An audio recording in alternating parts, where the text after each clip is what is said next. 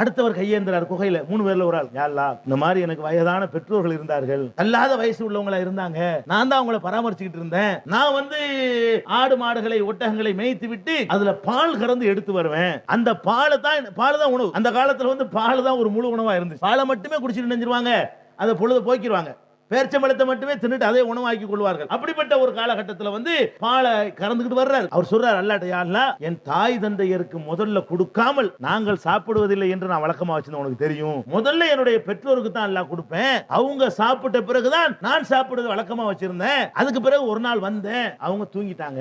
ஆனால் நான் அவங்க சாப்பிடாம நான் சாப்பிடக்கூடாது என்பதற்காக வேண்டி என் பிள்ளைகளுக்கும் கொடுக்காம பராக்கு காட்டி கொண்டு அவங்கள தூங்க வச்சுட்டு என் பெற்றோர் சாப்பிட்ட பிறகுதான் நான் சாப்பிடுவேன், என் பிள்ளை சாப்பிடுன்னு உறுதியா நின்று அவங்க தலைமாட்டிலே கால் மாட்டிலே நின்றுட்டு இருந்தோம். அதுக்கப்புறம் எழுந்த பிறகு அவங்க சாப்பிட்ட பிறகுதான் நான் சாப்பிட்டேன்ல, இதை நான் உனக்காக செய்தான்னு எடுத்துக்கொண்டால் எங்களை இந்த இக்கட்ல இருந்து காப்பாத்து கேட்கிறார். உருண்டு உளுந்துச்சு மொத்த பாருங்க, சந்தோஷம் வெளியே வந்துட்டாங்க என்று பெருமானார் ஸல்லல்லாஹு அலைஹி வஸல்லம் சொல்றாங்க. பெற்றோர் எப்படி நடத்துற எத்தனை பேர் சொல்லுங்க பாப்போம். இதெல்லாம் லேசல கூட நினைக்கிறீங்களா? அப்ப பெற்றோருக்கு செய்யற கடமையிலிருந்து பெண்களை ஆவச்சிக்கிறனே, உங்கள் கணவன்மார்களை பெற்றோருக்கு பணிவிடை செய்வது தடுக்கிற குற்றத்தை செஞ்சு வைங்க, அதுக்கு அல்லாஹ் இருக்குவான். அவனுக்கு நான் சுமத்தி இருக்கிற கடமையை நீ வந்து திசை திருப்புறியா?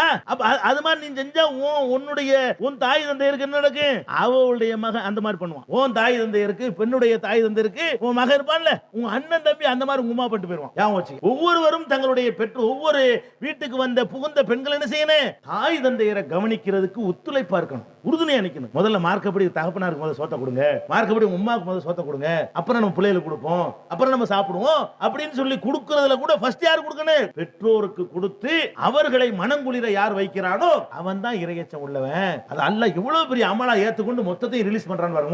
3 வரை ரிலீஸ் பண்றதுக்கு இவருடைய கடைசி இந்த அமல் தான் காரணமா இருக்குது. அப்ப இறையச்சம் என்று சொன்னால் இந்த மாதிரி நம்ம வாழ்க்கையில வந்து எல்லா வகையிலையும் மிளிரணும்.